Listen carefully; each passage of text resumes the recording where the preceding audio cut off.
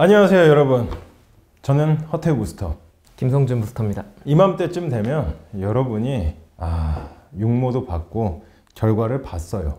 결과 보니까 여러분 논술 해야 돼요 안 해야 돼요? 해야 돼요. 그래서 실제로 학원에서도요, 이 육모 끝나고 그 다음에 여름방학 시작하기 직전에 여러분들 그냥 기말고사 끝나고 엄청난 문의들이 쏟아집니다. 지금 저도 그리고 김성준 부스터도 진짜 바빠요.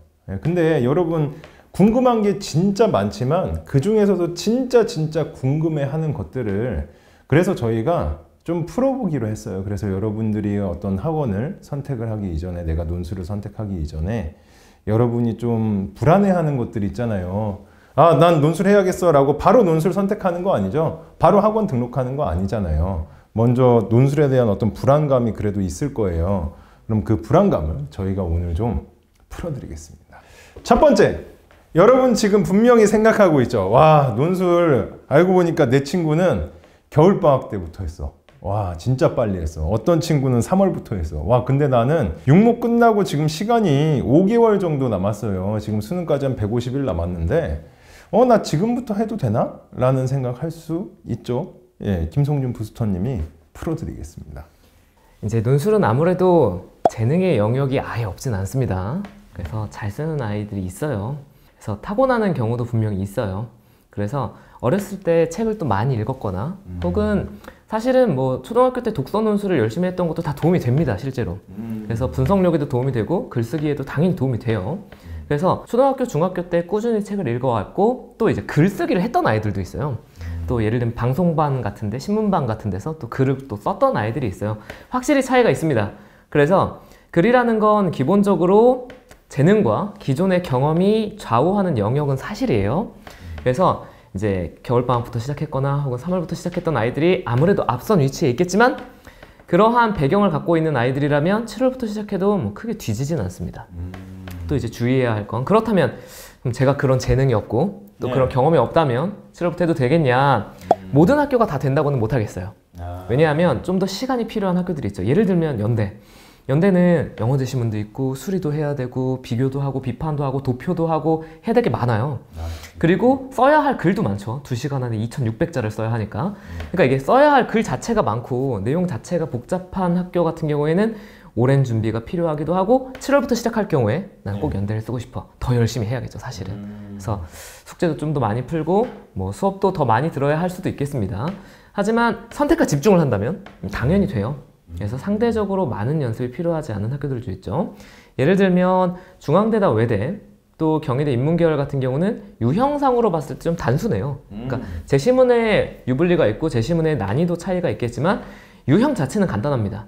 그래서 쓰는 스타일을 익히는 것까지는 그렇게 오랜 시간이 걸리지 않아요. 그러니까 이거는 반복학습으로 극복이 가능한 영역이기 때문에 선택과 집중을 한다는 전제하에 7월부터 시작하셔도 충분합니다. 들으셨죠? 7월부터 시작하셔도 충분합니다.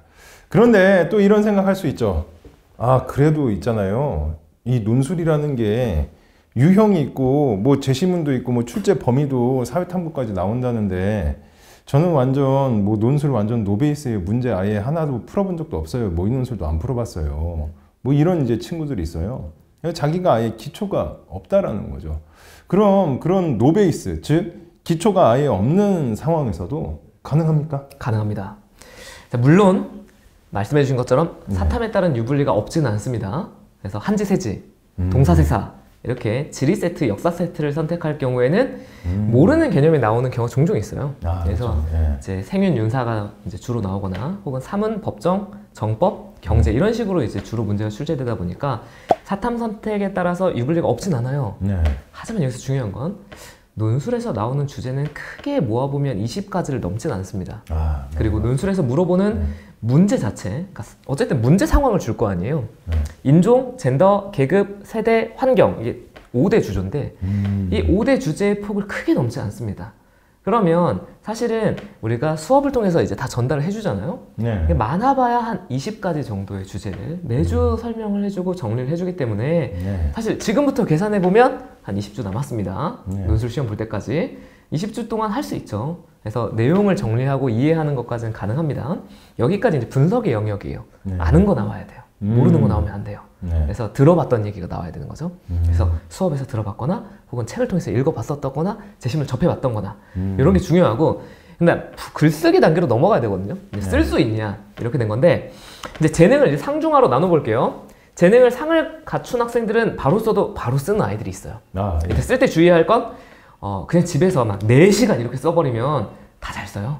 그 정도까지 시간을 주면 쓸 수 있죠. 근데 이제 한정된 공간에서 내가 그렇게 뭐 친하게 지내지 않는 뭐 다른 친구들이랑 같이 이제 공간 안에 뭐 100분 잡고 뭐 예를 들면 어떤 학교는 펜으로만 써라, 뭐 수정액 사용도 안 된다, 이런 제한 조건들을 정확하게 지켜가면서 쓰라고 하면 사실 쉽지 않습니다. 연습 자체는 그렇게 해주셔야 돼요. 정확하게 정해진 시간과 장소에서 내가 친하지 않은 친구들과 내가 원하지 않는 방식으로 글을 쓰는 연습이 되게 중요해요. 근데 이렇게 연습을 했을 때 잘 쓰는 학생들이야 뭐 쓸 수 있는데, 막 재능이 좀 부족하거나 혹은 뭐 하에 해당한다 내가, 네. 그래서 지금 잘 못하겠다, 이럴 경우에는 솔직히 리라이팅 과정과 예시 답안 받아쓰기가 정말 중요한 과정이 됩니다. 이게 이제 예시 답안들을 계속 주잖아요, 저희가.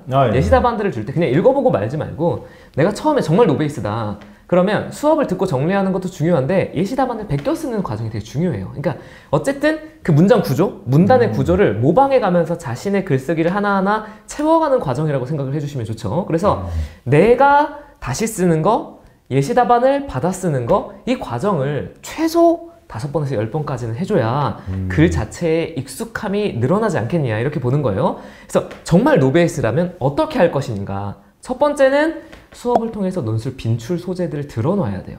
아는 거 나와야 되니까. 두 번째는 글 자체를 잘 못 쓰는 경향이 있으니까 좋은 글들을 받아 쓰거나 그 다음에 다시 써가는 과정이 중요한 거죠. 이게 이제 누적되는 과정에서 이제 자신의 글쓰기가 가능합니다.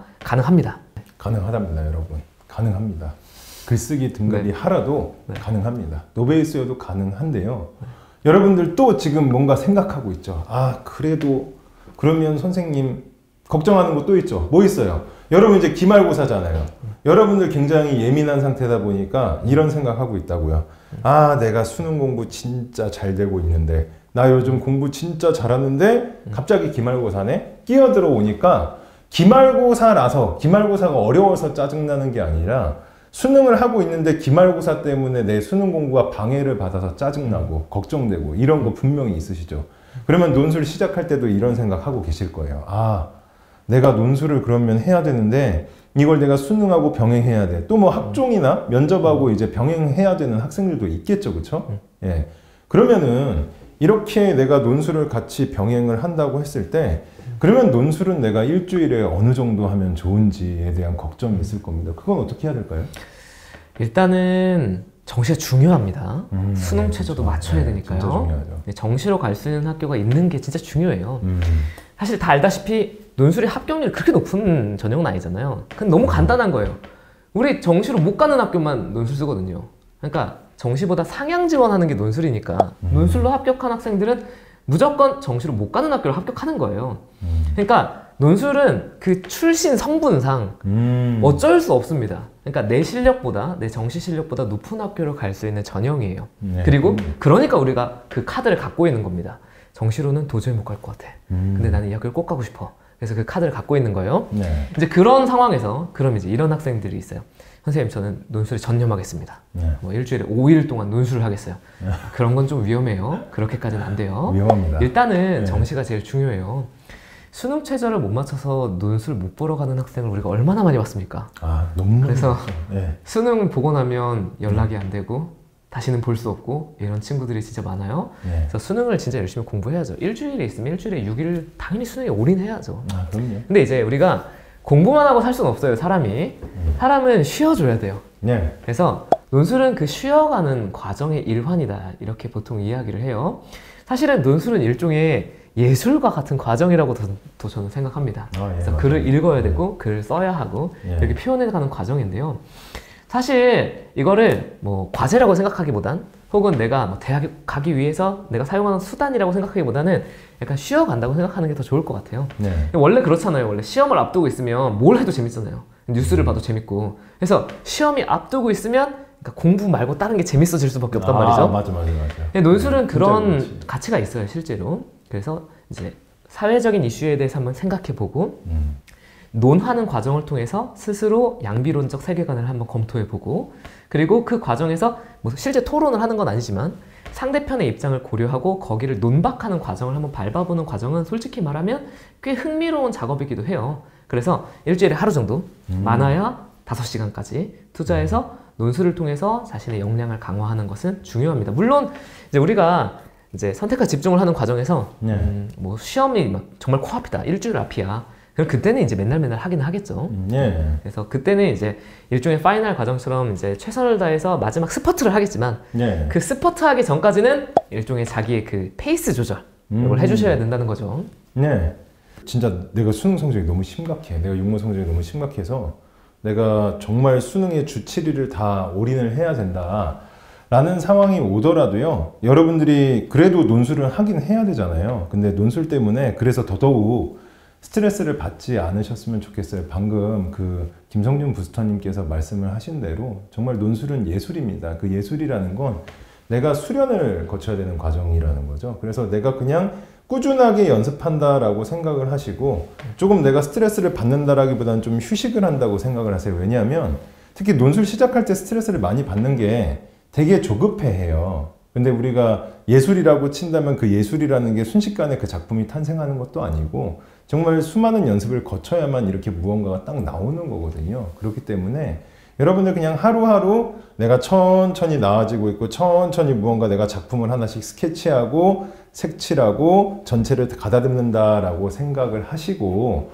논술에 임하셨으면 좋겠고요. 그리고 또 제가 이제 드리는 팁은 여러분들 논술은 그냥 정말 습관을 조금 여러분이 들인다고 생각하시면 좋을 것 같아요. 진짜 수능 때문에 바쁘더라도 여러분만의 공부 방법이 있겠지만 그냥 논술 공부할 시간이 정 없는데 나는 논술을 그래도 좀 더 하고 싶다라고 하시면 여러분들이 따로 틀린 문제만 좀 정리를 해서 이제 모아뒀다가 그냥 그리고 논제 중에서 내가 잘 독해가 안 됐던 부분들 그런 것들 모아뒀다가 그냥 자투리 시간을 활용해서 하루에 5분, 10분 정도만 보는 습관이 들여도요. 그게 습관이 되면 정말 무섭습니다. 여러분이 5분, 10분만으로도 달라지거든요. 예, 그런 습관을 들이시는 것을 저는 추천을 드립니다. 그렇게 꾸준하게 하면서 여러분이 논술이라는 게 어떤 내가 꼭 하나의 시험을 내가 꼭 합격을 해야 돼. 그래서 빨리빨리 알아야 돼. 이런 어떤 느낌보다는 좀 생활화되는 느낌으로 여러분이 접근하셨으면 좋을 것 같아요.